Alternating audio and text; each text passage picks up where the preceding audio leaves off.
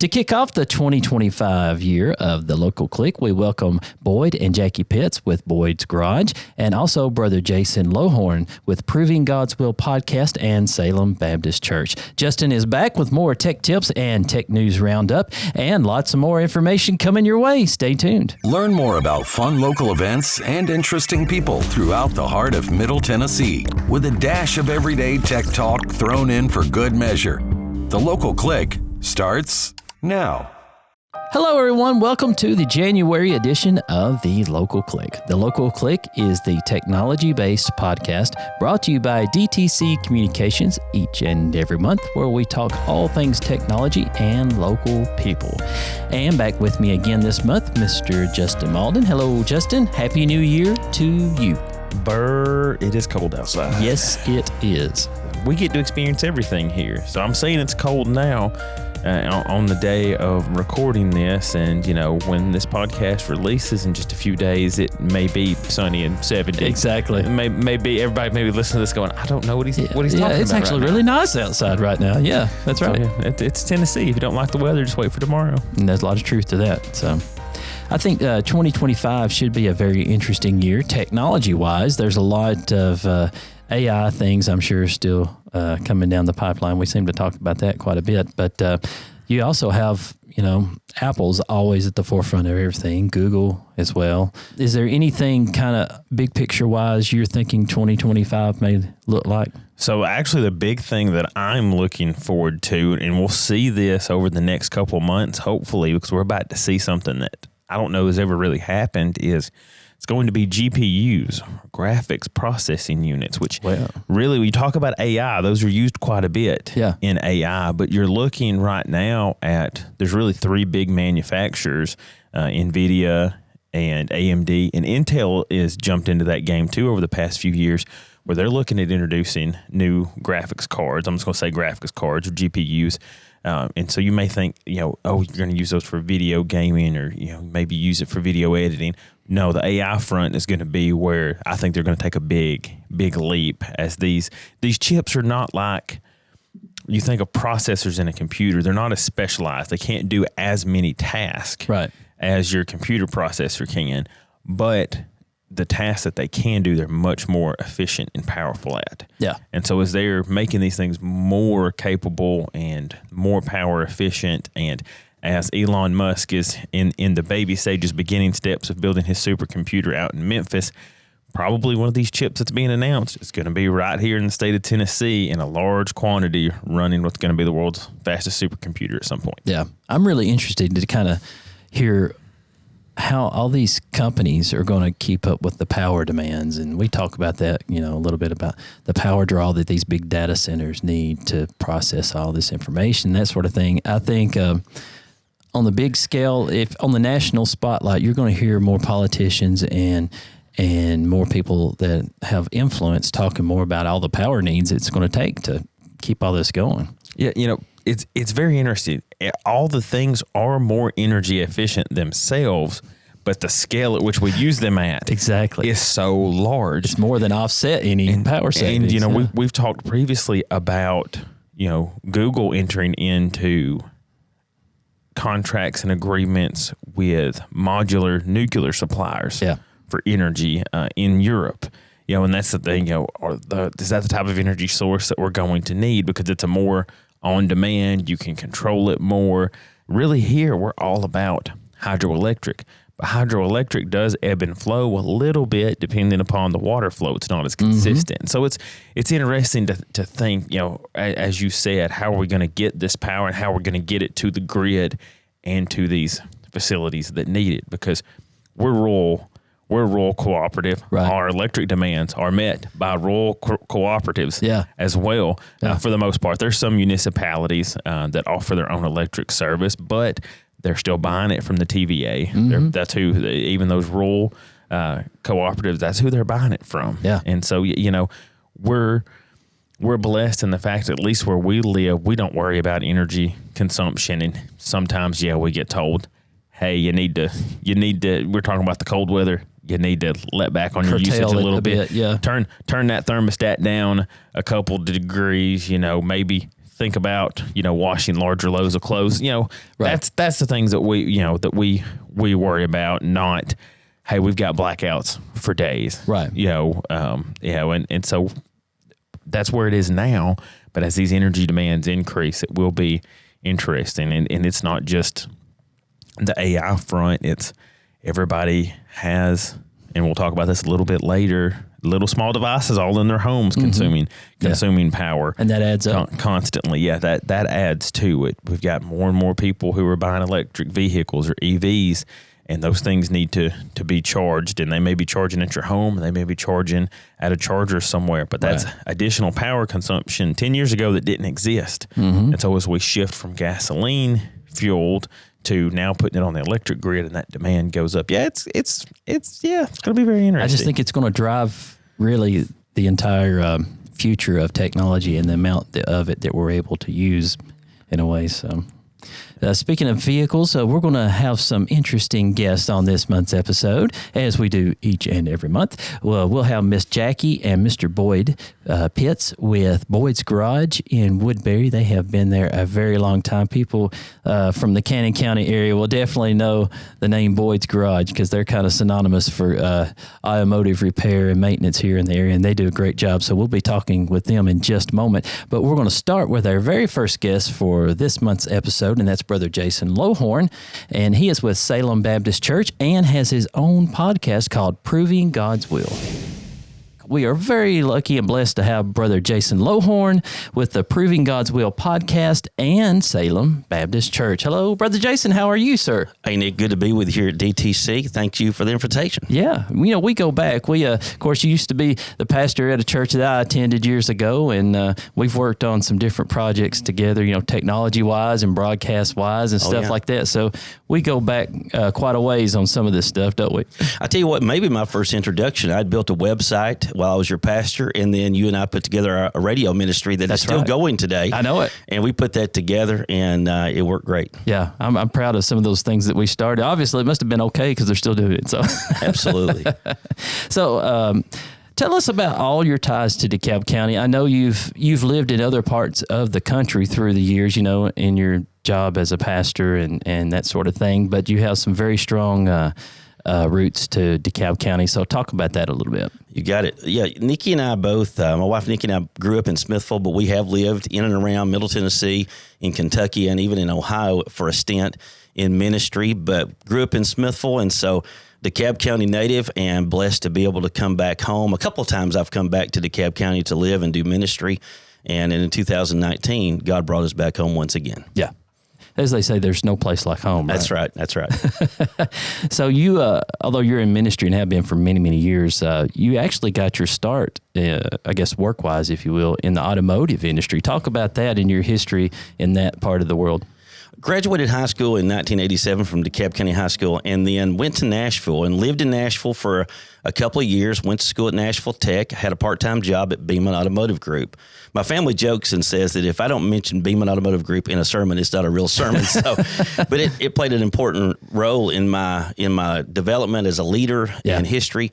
I was working part-time at Beeman, going to school, and that developed into a career. And by the time I was about 23 or 24 years of age, I found myself being the assistant service manager and then the service manager of a large automotive dealership.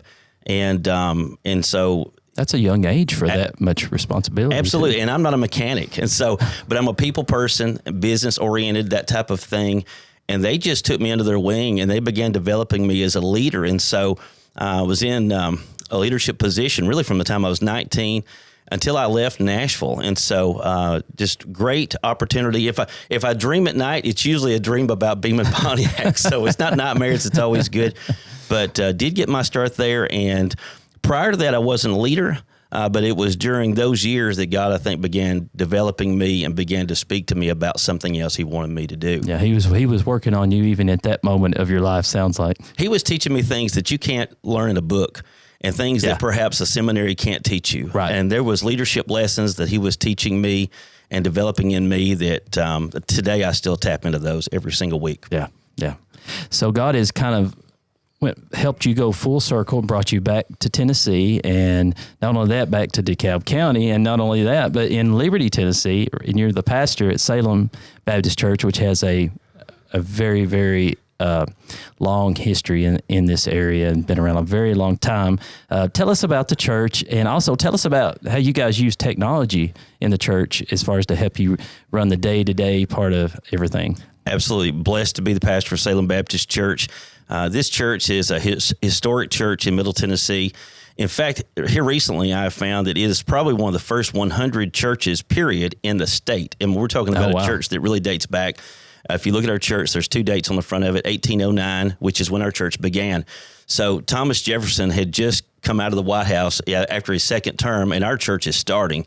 While our church is starting, we've got Andrew Jackson and David Crockett. They're down in Alabama fighting Native American Indians. Just things like that were going on when our church started in 1809. That puts it into perspective a little bit, doesn't it? It does. Our church has also had a number of buildings over the years. We've got some in our library as far as some photos and some sketches and things like that. But on the front of our building, you'll see a date of 1927. So the building that most people are familiar with, that are familiar with Liberty, they'll see 1927. That's when our sanctuary was built. Okay.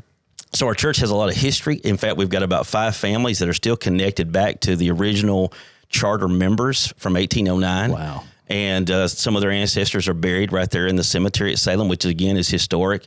And so we've got a great tie to history, but our church is a forward-thinking church. Really, probably to call me as a pastor, they almost would have to be. I would say I'm an old school preacher to a certain point, but technology-wise, I've always embraced technology. But Salem has too. So even before I got there, they had embraced the Facebook Live and putting the message or the worship service onto the internet. They had been doing that for a time. So prior to COVID happening in 2020, we were already well versed in being online. Our church uses a Mevo camera that's about 5 pews in that wirelessly connects to an iPad back at the sound booth. Also, when I first came in 2019, they had just purchased a sound system that was amazing, that has some great high-tech features. But back there in our sound booth, we have 2 monitors, we have the iPad and a laptop. All of that's connecting this camera to our website, but then also to the Facebook Live page that we have. And so we're able to stream and get out there, and people can see what our church is about before they ever walk through the doors. And by the way, today, that is probably one of the best draws that we have for any small business or church. Word of mouth is still key. I mean, you got to have good word of mouth. Right. And our church has that, but I'm telling you, it's the technology. It is having a website, sbcliberty.com, that is active. Over 16,000 people have visited that site in 5 years. Wow. We're in a town of less than 500 people. Yeah. And so when I first came in 2019, I developed a website and built that, and quickly pushed that out there. Also built the website for the Salem Baptist Association, which is salemassociation.org. So anyone looking for a church home in DeKalb, Cannon County, or even Coffee County could go onto that website, and there's maps. I built that website as well so that people could find a church. So websites are important. Our church has embraced websites. We also embrace Facebook Live. We do all those things, and maybe a plug for websites. I would say for small businesses and churches, I know that they have Facebook pages, and that has its place and it's important. Right. But a website is a brochure that a newcomer gets to see, and there's more than they can scroll at their own leisure. There's more they can see there than just a Facebook post. And so I always tell churches and small businesses they need a website as well. In fact, they need anything they can to get out there to where their customer base is, or for a church, for people that need a church home. So, yeah. But Salem, we use all of that, and thankful to be part of a church that thinks like that. Yeah. And so I didn't have to introduce those things to our church. Some of it, I built the website, but for the most part, they had some of those key things in place. Yeah. And it's a good thing that you had all of that in place before COVID hit, because a lot of churches were scrambling, trying to figure out how do we continue to have services when we couldn't meet in person and that sort of thing. The technology was kind of new, and they're trying to kind of navigate all of that. But you guys were almost really kind of blessed to already be there before that happened. Yeah, we were ready to go for how many weeks that was. Me and Amanda Brown runs our sound booth. Zach Noah Roberts run our technology in terms of Facebook. A handful of people would come in, and we would do that so that we could get a message out to people. Right. So you have a very active media footprint for the church, but also just you as well, because I know you have your own podcast that you operate right there, out of the parsonage, right? It's actually out of my office, and Okay. so in the church in the basement, I've got my office there, and to the left of my desk, I've got a setup for podcasting. And so, yeah, I've got a decent footprint out there, a digital footprint. It started off with the YouTube channel. It's called Living in Liberty with Pee Wee. So I got a YouTube channel that I developed, and it's been going now for about 2.5, 3 years. I've had that active, probably up to 75 or 80 episodes, and it's just that's good. a rural small town preacher. People can ride shotgun with me, and sometimes it's me camping or riding a 4-wheeler or doing things around the church. And but it's been interesting. It's been fun. And what I found with podcasting and the YouTube channel is I find that I've got ministry and hobbies are merging together. Yeah. I'm not good at hobbies. I'm just not. But if I can find a hobby that actually helps me with what I do for the Lord, then you know what? It's a win. Also, the podcast, Proving God's Will. Proving God's Will started, though, as a website back in 2011. I was in Gordonsville, and I had written a book called The Gideon in You. And I come to my deacons and I said, hey, I've got this book that I've wrote, and it's self-published. So, no one sought me out to write the book, but God had me write the book, I think. Right. And so I said, hey, I've got this book and I need a way to push it out there, but I don't want to push it out there in the church website. I said, I'm going to develop another website that's probably going to have teaching and preaching, resources over time. So it started off small and just kind of crawled, but it was an avenue that people could link to, like Amazon or Barnes & Noble, and find the book. Right. And so that has led to Proving God's Will as a podcast. The podcast that I've developed, it will appeal to someone that just needs some biblical commentary, maybe, or some leadership tips. So it's not just ministry related. There's times it's leadership just abroad. I'll talk about things that relate to the church often. Sometimes it's current events, So it's a mixed bag of what I will bring. But it's coming from me. Most people know. Right. If they know me a little bit, they're going to know they're going to get something that may edify them or help build them up a little bit. But Proving God's Will as a podcast has been great. Anchor was the platform that I used. It was free. And then they were bought out by Spotify. Yep. And so Spotify is going through a change right now. It was Spotify for podcasters, and now it's Spotify for creators. So, but I'm grandfathered into that group, so I don't have a fee that I pay. Yeah. And so I'm able to record these podcasts, upload those into that platform, and they push it out to Apple and all the other different avenues for people to be able to hear that. Also, on the website, provinggodswill.com, I've got blogs.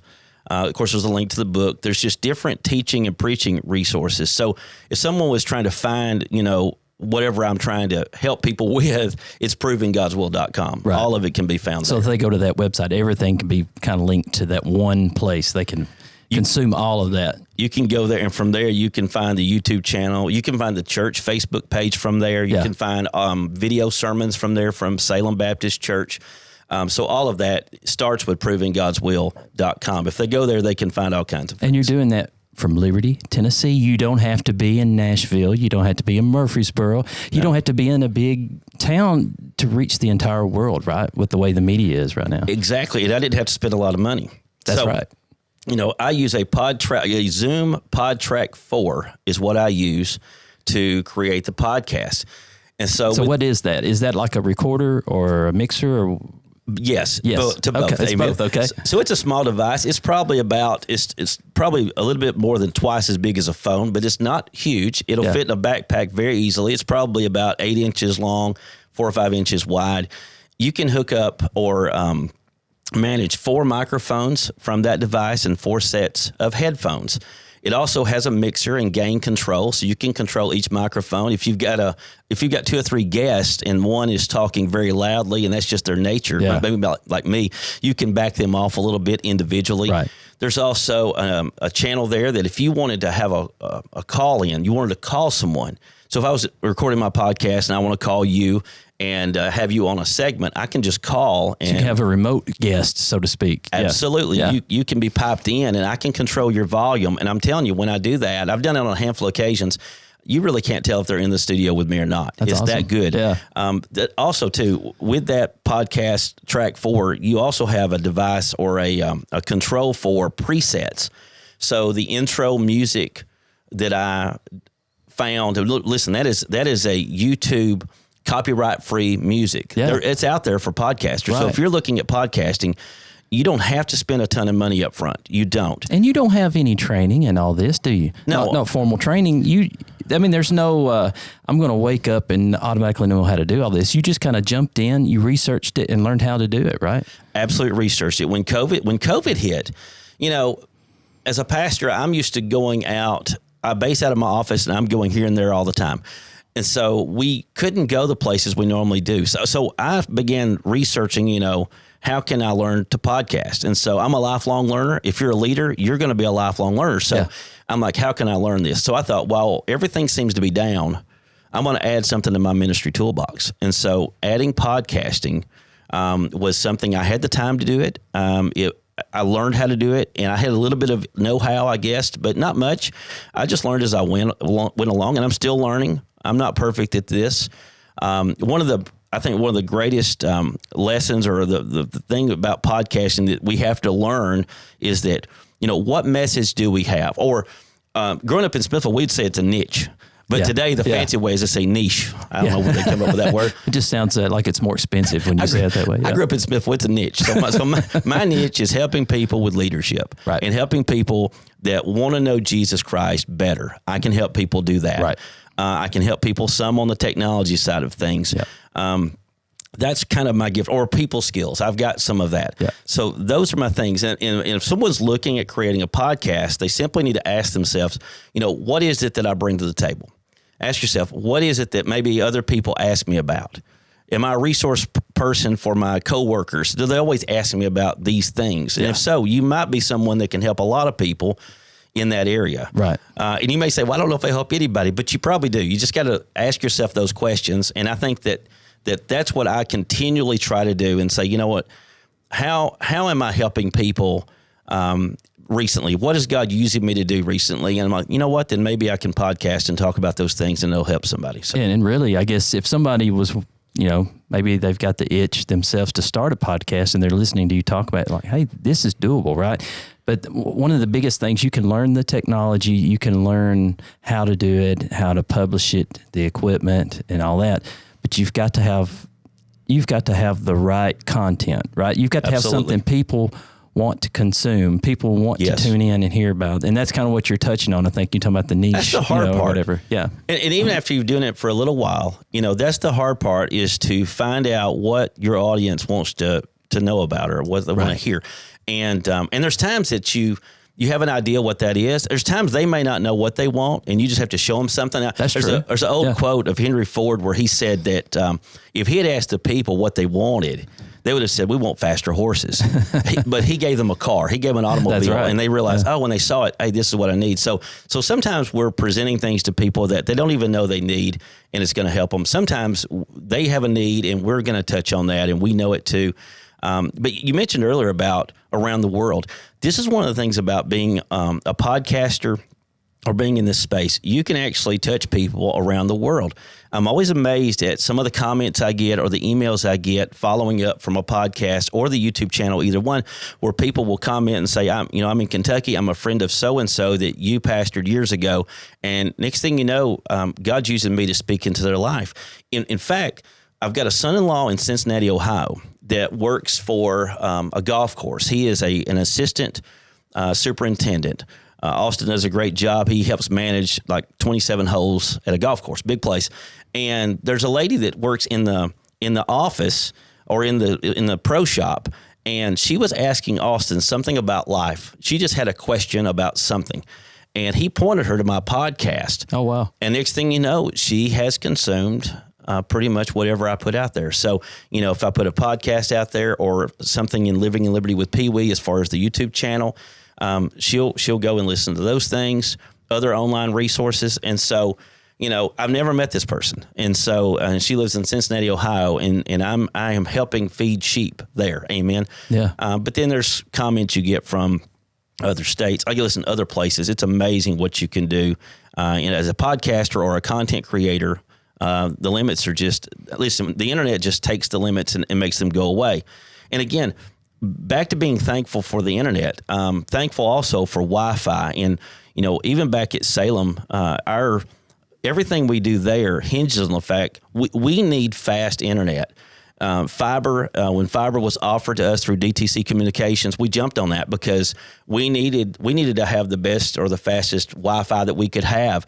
Without it, we probably couldn't do any of those things that we're doing at all. Right. And so we're thankful for that. And again, that also helps push it out to people around the world from Liberty. Yeah. Amen. Yeah. So, You were talking about she not only consumed that most current maybe podcast or message or video from YouTube, she went back and watched it all, right? So you're not republishing all that old content. You do it one time and it lives there in a library if you can't, if you will.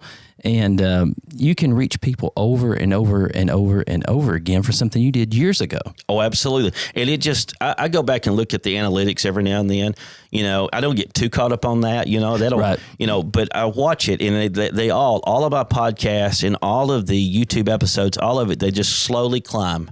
They just slowly climb. And there's people that are listening to that or seeing that I don't know who they are. But again, it's living on.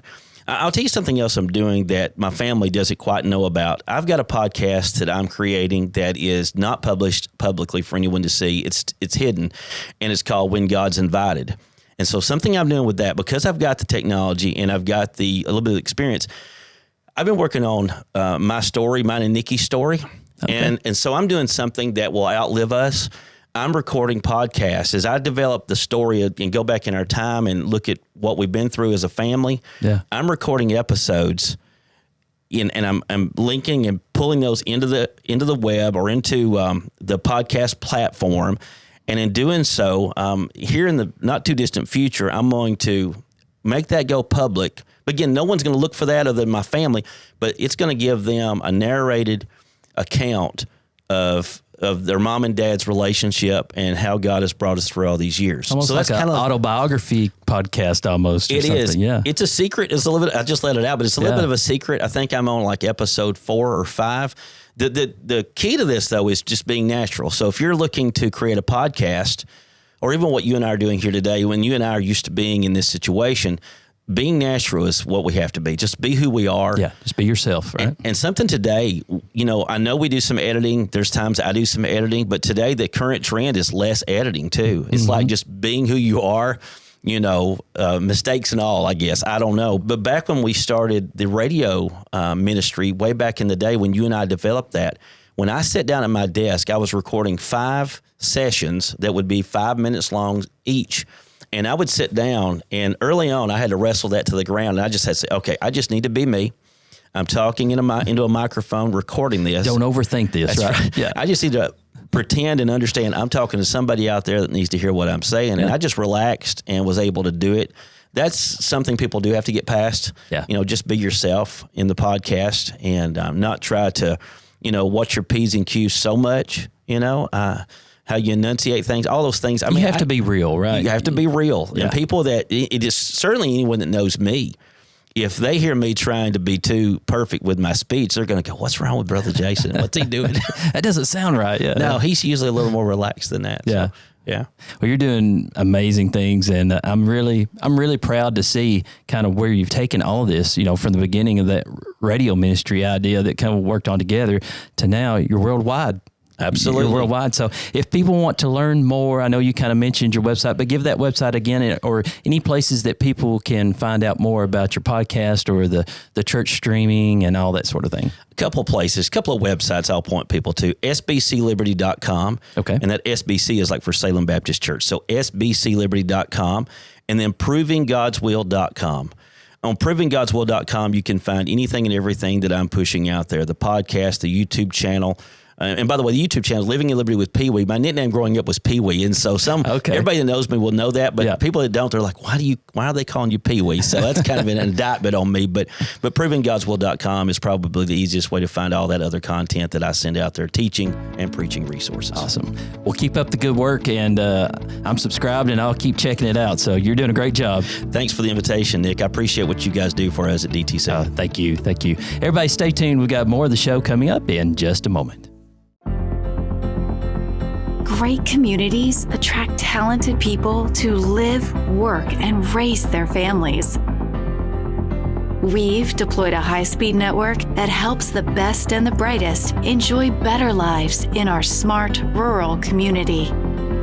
Great small businesses provide jobs that help workers earn a good living and provide for their families while strengthening local economies. We deploy fiber internet that helps those businesses succeed. Great doctor and patient relationships create bonds that lead to healthier lives. We deliver secure connections so every home and rural healthcare provider can connect to the best healthcare options.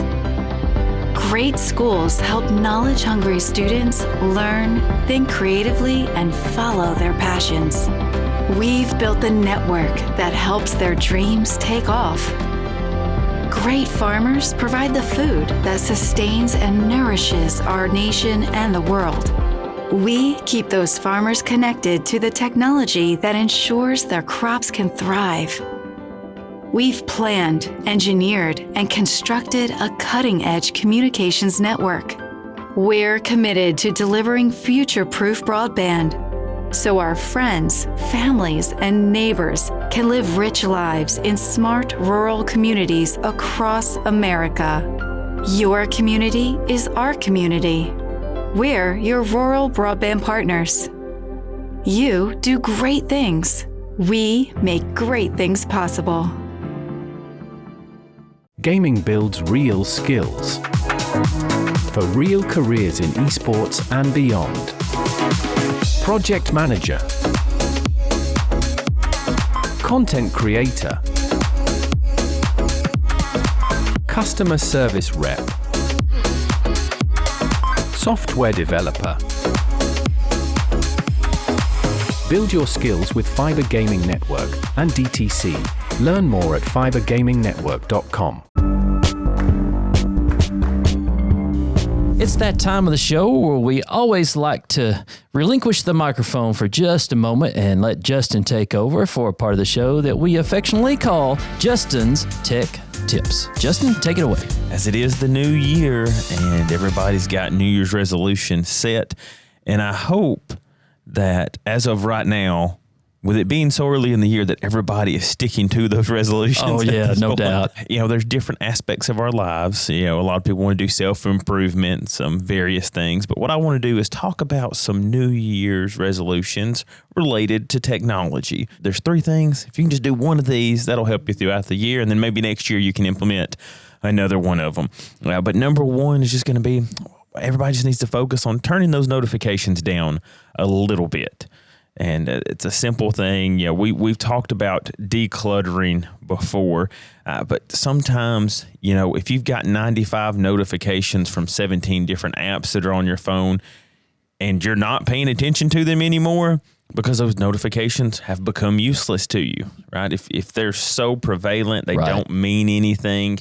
Maybe you need to consider going into your settings and turning those down just a little bit, right? So most of the time, what's important to you? Okay, obviously, if I get a phone call, I want to know that. Right. If I'm getting a message from certain people, I will say I don't care about the spam messages or people who may not be in my contacts necessarily, but family and friends, loved ones, I definitely want to know when they're trying to get a hold of me. But you can modify your settings to where those things that aren't as important or may be distracting to you, making you less productive, adjust it a little bit so that those notifications that you are getting do matter and do mean something. The next thing is clean your devices.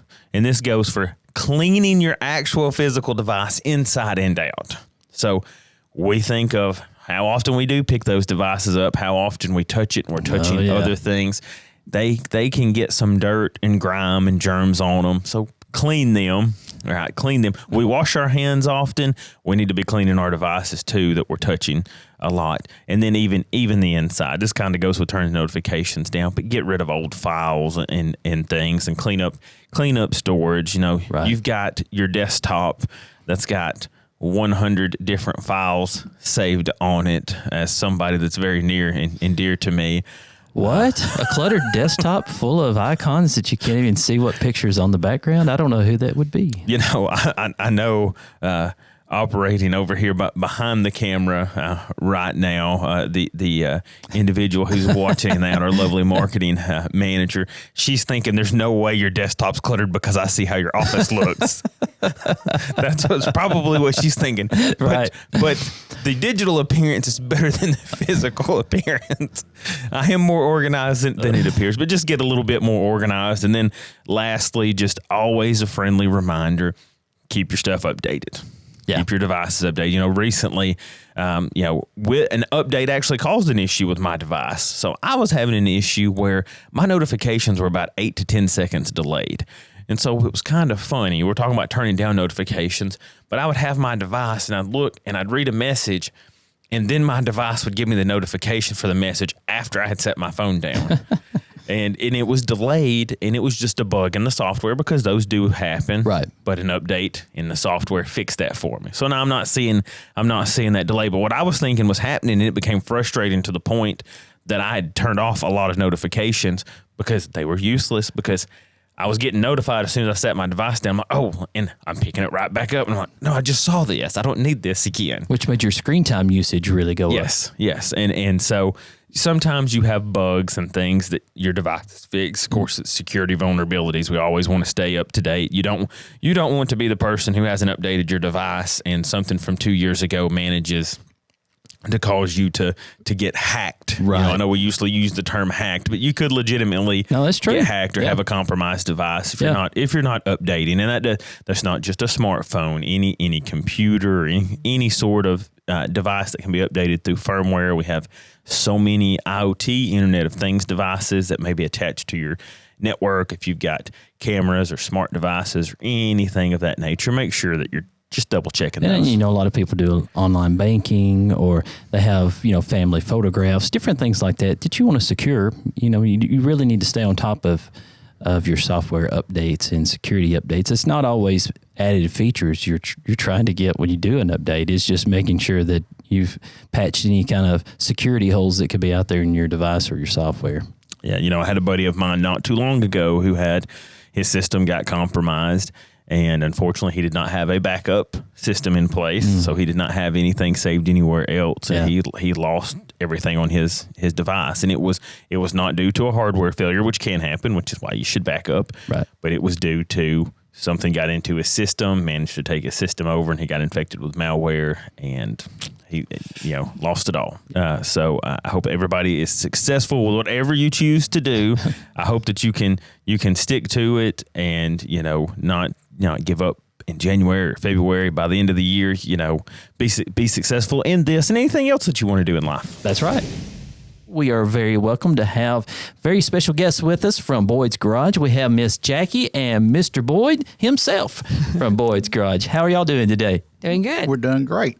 We thank you so much for coming over here and being with us. And you guys have been there for a long time. I know we were talking off camera just for a minute. Talk about when you got started there. I started when I was 14 years old. Wow. And started doing mechanic work. My stepfather started the business, and it stayed in his name for several years. Then, like I said, we've been in the business for 50 years. That's a long time. Worked there all my life. I was raised here in the county. Okay. My wife was raised here in the county. My family was the Smithson family, my mom's side. They had the Piggly Wiggly. My mother's side of the family grew up in the grocery business. Gotcha. So I worked with that starting out. And then, of course, my dad was a Rogers. They're from the Reedville area. I've been from Cannon County my whole life. So deep roots here. Yes. That's right. Yes. That's right. We actually graduated together. Oh, okay. Boyd and I had been in school from kindergarten all the way up. Oh, that's neat. And started dating at the end of our senior year and dated 4 years and married and here we are. So being around automotive things and cars and things like that from such a young age, it sounds like you were destined to do this. Evidently I was, Yeah. because my real father knew nothing about mechanics. My stepfather did, and I was his hands. He taught me for 10 years how to work on cars. Got his ASC certification. Certifications. Right. I got all of them. And I did love it. Yes, Yeah. I bought a bunch of tools. I'd go to school, come home from school, go to work. And I didn't ride around much in town. I worked. How hard is it to get certified like that in the ASE certification? Is that a lot of work? No, you just got to keep it up. We have every 4 years I have to retake tests on it to keep Gotcha. it recertified, and I'm currently recertified on all of it. Yeah. You got to have 3 years experience Before working somewhere before you can even take the test. I may be the oldest person around Scotty. Maybe for Nothing wrong Danny with- County. But yes, That's experience talking. That's what that is. we've been very blessed. We got wonderful, wonderful people that works for me. We got 4 technicians. They're all top notch. I got wonderful customers, and we try to keep the door open. As long as you can talk to people, you can fix anything. That's right. We mess up. We do. We're big people, and we say we can fix it. 98% of the time, we fix the problem. You're probably not just fixing their problem. You probably fix their parents' problem. You've got generations do. We do. Yeah, we involved. We really do. Yeah. We got over 3,000 customers. You know, Woodbury's not that big of a city. So that's amazing. That's a lot. Yeah, we're very blessed. Yeah. Very blessed.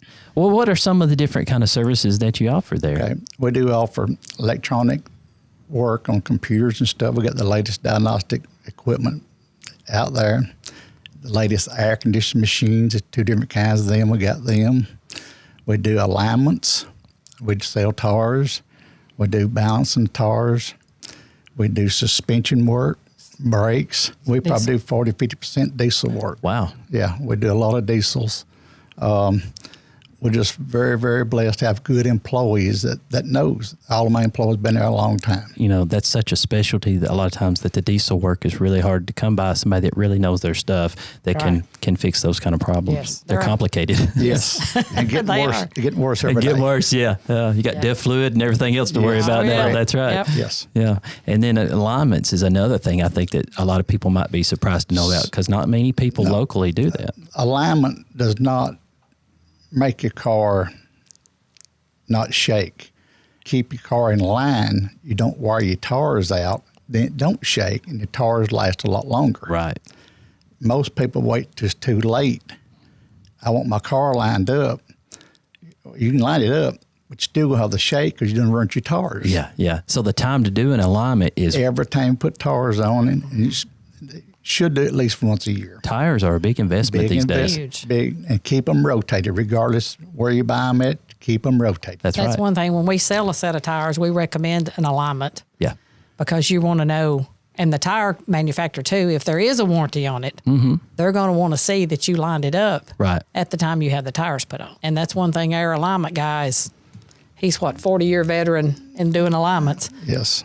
He checks the front end Yeah. to make sure everything is good and tight. Because if it's not, doing an alignment's not going to do any good. It's not going to hold. And there could be safety issues there Yes. too. Yes. So that's one thing he does. He checks the suspension first to make sure all of it's good. Yeah. And then he'll, because we have people come in for an alignment and we have to say, come here, you know, this ball joint's ready to fall out, or, Right. you know, we got to get this fixed first. This is not something you can push Right. to the side for a month or Right. two. This needs to Right. be fixed right away. Yeah. And that's one thing. If our technicians see anything that is a safety for anything, they'll tell them while they're there, hey, this is not safe. That's a blessing because, you know, us as drivers of these automobiles, we don't know a lot of Right. times. No, We right. take for granted that everything's fine. I you didn't can't notice get up, it. Yeah, you know. you can't get up under there and see it. Right. Yes, true. Yeah. A lot of times you need something on a Right. lift to even have visual access to even inspect it, right? Correct. Yes. If you're like me, even if you had access to it or were inspected, you wouldn't know what you were looking at. And one other thing we do, we think a little different. We don't do oil changes. We do complete services. Okay. We change the oil, but we check lights, we check brakes, we check tires, we check air pressure. There's about 40 different things we check on every service we do. What are some tips as far as how often you should think about oil changes? And do you have any recommendations as far as types of oil or things like that? That's one of the biggest problems nowadays. People has got the mindset of running 10,000 miles. I'm not saying that's wrong, but your vehicle will not last down the road farther. They need to get the mindset every 5,000 miles. For the synthetic oil. For synthetic oil. Right. And that's what 90% of it is nowadays. Putting oil changes off, they think they're saving money, but in 50,000 miles, it's going to cost you a bunch of money. And that's what causes, nowadays the cars run on so much oil-related parts. Yeah. It creates so many problems. You got a lot of more turbo motors and that sort of thing. Yeah. Correct. Yes, sir. Yeah. You can catch things sooner. If you change it at like every 5,000, like say with us, we're looking at other things besides just changing the oil. Yeah, that's true. So you can catch stuff now than where if you wait, you may have a whole laundry list of things. And not only that, but you can never change your oil too often, but you can definitely wait too long to change it. Yes. Correct. And for the brand of oil, I think it's all good. Just biggest things, keep it changed. Yeah. I would not run one brand down over the other brand. Just keep it changed. It's more about the frequency of the oil change rather than the brand of the oil. Right. How often would you recommend as far as rotating your tires? We rotate every 5,000 miles. Okay. Every time we change oil, we rotate. If we sell you a set of tires, we do not charge a dime to rotate them. Oh, rotate wow. for free. Yeah. We rotate because that's just a service we offer, and we keep up with them. That's very nice. It's just we keep up with that car. If you got a problem, we'll catch it before you run your tire. Now, do you typically have to rebalance tires when you rotate, or is it not normally necessary? Not normally necessary, unless you got a problem of slung a weight off or something like that. And at 5,000 miles, you're going to tell me it's bouncing, it's shaking, so I have time to look at it. Yeah. How important is it to find out what's causing the dreaded check engine light early? Do you want to take that for granted that it'll be fine, I'll check it in a few months, or do you probably need to go ahead and maybe get that scanned and see what's going on? My philosophy is yellow's caution, green's go, red stop. Okay? When it's yellow, it means to have it checked pretty soon. Not sometimes engine light is I'm talking about back to the oil situation. Yeah. It can be very dangerous. Sometimes it's an eval problem, which is not dangerous at all. But you don't know that. It does need to be checked. And it does need to be fixed because the computer wants to see the whole circuit running around and around. When the light's on, the computer is not making a complete circuit. And it's not happy about something. No. Something's out of specs, something. Correct. Somewhere, yeah. I've noticed, too, it seems like a lot of times after fixing those kinds of problems, it seems like your miles per gallon gets better, improves a lot of times. The biggest thing people need to understand on check engine lights, so many people have one light fixed. Well, 2 weeks later, it comes on again. Most cars got over 1,500 codes in them. So it's always the same thing. A lot of times it could be, but it could not be too. Right. It could be something else setting that light on. Yeah, you may have multiple Correct.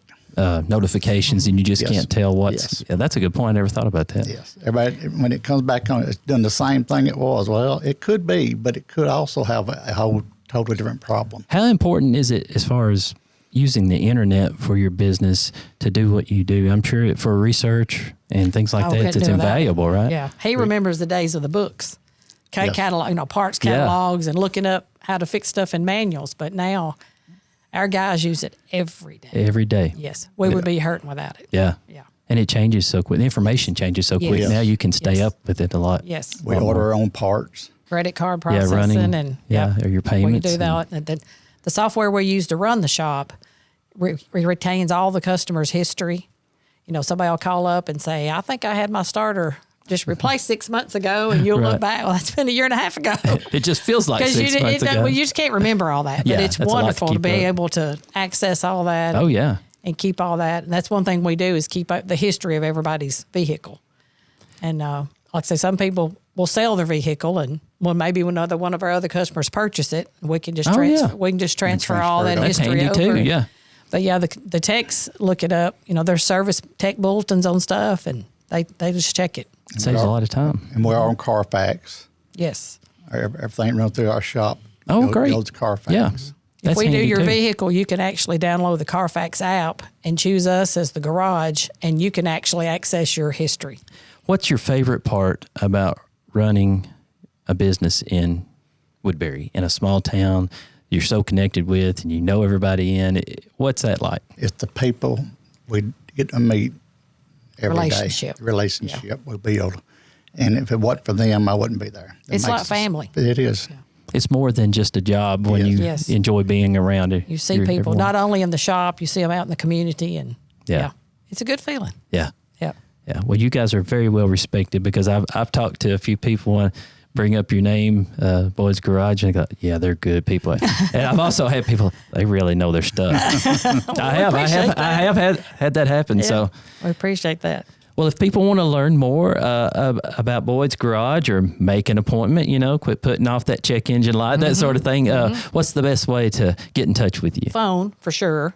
We do have a website you can go to and schedule an appointment. Okay. You can can't schedule. You can request an appointment. Gotcha. And it will email us, and I'll check it, and then I'll get back with you, whether you want by email or And determine a good time. right, That's open. Right. Yeah. Yeah. So So you have a website, or they can call? Yes. Or are you on Facebook as well? yes. Yeah.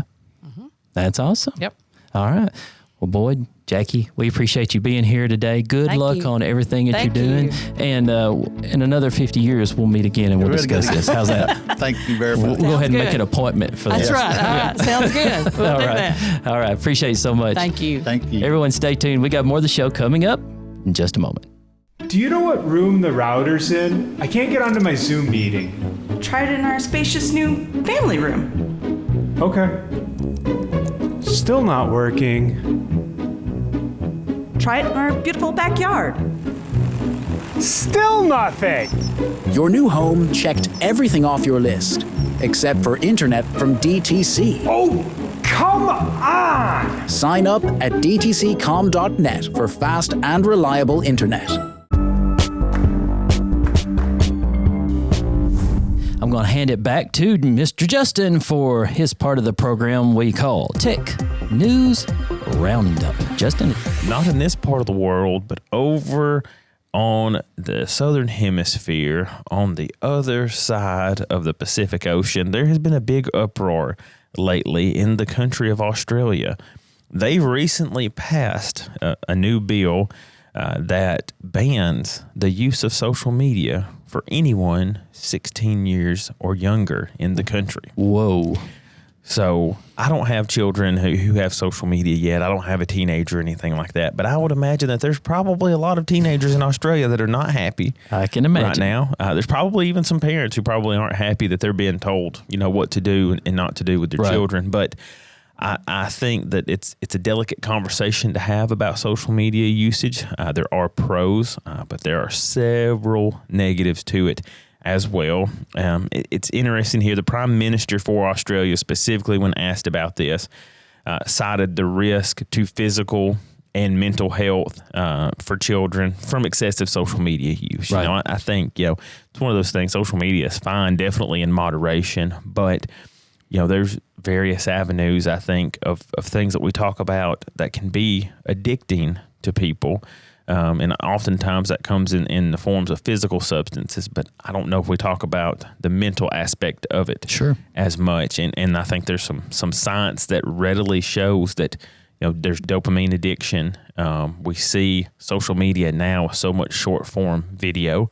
Oh, here's 15 seconds. Oh, that's awesome. Swipe up, dopamine hit. Swipe up, dopamine hit. Swipe up, dopamine hit. Yeah. And people wonder, well, how did I just spend 2 hours on my phone when all I did was watch videos that were 15 to 30 seconds? How often have you been on your iPad or your phone or your computer and you start to look at one specific thing on the internet, right? And you blink and it's 2 hours later. You're like, where did the time go? Do you ever do that? I do. Well, and that's what these social media sites want. Yeah. They want you to stay That's the on whole their point, site. right? Yeah. They the more eyeballs they have, the more revenue that they can generate. The more through ads advertisement. you just saw, yeah. Yeah, and so that's what they want. So they're doing it on purpose. And with younger people who don't have the same mental facilities and their brains physically just have not matured the way that an adult's brain has. Right. It's still developing. It's still going through different stages and things. And so I think that there's you can look at it, but then also at the same point, we live in what we call the land of the free, and we want to be able to make our own choices and decisions. Yeah. And so it's very interesting to see. Of course, here in the United States, we do have protection. If you're 13 or under, there's some pretty heavy restrictions on internet usage already. Technically, if you're under 13 without a parent's consent, you shouldn't be using social media anyway. And I'm sure that's always the case. Yeah, I was going to say there's a lack of enforcement on that, and there's really no clause to that. And that's what people are even asking about in Australia. There are, how are they really going to enforce this? Because there is the ability. Now, this is a staged rollout. It's not an overnight thing, and it all has to be banned, but they could face fines, these companies, of up to $32 million U.S. dollars, and that's in U.S. dollars. So in Australian dollars, that would be 40 or 50 million. Yeah. But $32 million U.S. dollars for violations of this. Now, again, how are they going to enforce it? How are they going to prove it? But they do have to take steps and measures, reasonable steps, to show that they are trying to curtail the usage. That's some pretty serious teeth to this law that they're setting up. Yeah, they mean business on this. Yeah, and so that's interesting. We've seen here in the U.S. recently some bills passed to enforce age restrictions on certain content, on more mature content in certain states, and so nothing specifically that I know of for teenagers. But so it's not unusual to see something like that. But again, it's really how do you enforce it? How do you enforce it? Yeah. And then the only other thing that we're going to talk about on this month's episode is the Federal Trade Commission is continuing their steamroll train of antitrust investigations against big tech, as people will call it. So a new investigation has been opened up against Microsoft by the FTC commissioner, who's opened up an investigation specifically looking at their licensing agreement really within their cloud computing software. And it's interesting to see this because right now there's already another antitrust allegation against Microsoft. There's an antitrust investigation against Alphabet where they're looking right now currently as trying to force them to sell off Google. Is what it looks like they're going to try to sell, which is the biggest piece of Alphabet's business because the company was Google first. Right. And then as it expanded, they became Alphabet as the parent company, and Google is now a subsidy of Alphabet. And so that's a pretty huge thing because we think of search engines and nobody ever says, did you go search that on the internet? No, did they say, did you go Google that? Did you Google that? So I know it's very, it's a very large thing, but Alphabet's going after that. Amazon's got an antitrust against them. Apple has an antitrust investigation against them. Meta, who is parent company at Facebook, has an antitrust investigation against them. So right now there's a lot of inquiries, and everybody knows those companies. And when you're looking at the antitrust aspect, are they so big that they are a monopoly, that they're controlling it, that there's not a competitive environment, and that it is causing an undue burden on commerce, and it's giving them an unfair advantage, and so it's harming consumers, right? That's at the end of it. Is it harming the people? Is it harming the consumer, the United States? Questions. So, now these are just inquiries. We don't know what the result of any of them will be, but it's interesting. And I said the term big tech on purpose because I think that's how most people relate to it.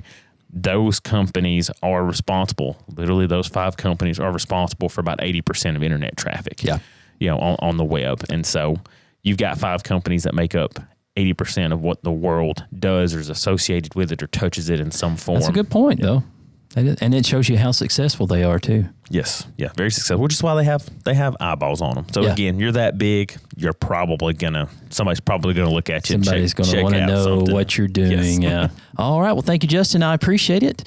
I think now is the time we like to keep everyone informed about all the things going on in DTC world, and a part of the show we call What's Up DTC. One thing that is continuing in DTC land, so to speak, for the month of January is high school basketball coverage. It is definitely still going on, and it's getting closer to tournament time and that sort of thing. So on DTC3.tv, if you follow that, you can get to the part of our website where we'll let you know all of the schedule of the games that we'll be recording for later broadcast on DTC3. So we hope that you will keep in touch with us on our sports schedule. And I think that's going to do it for the January episode. Justin, thanks so much for everything. You did a great job. Thanks for keeping us informed, and we look forward to hearing what you have to tell us next month. Remember, though, I do want to tell everybody, it takes more muscles to frown than it does to smile. So make sure you bring a smile to everybody's face. Oh, look at you cheering us all up. It's a great way to look at 2025 for the year as a whole. We also want to thank you for being with us this month, and we will see you all next month. Learn more about the show by visiting us online at thelocalclick.com.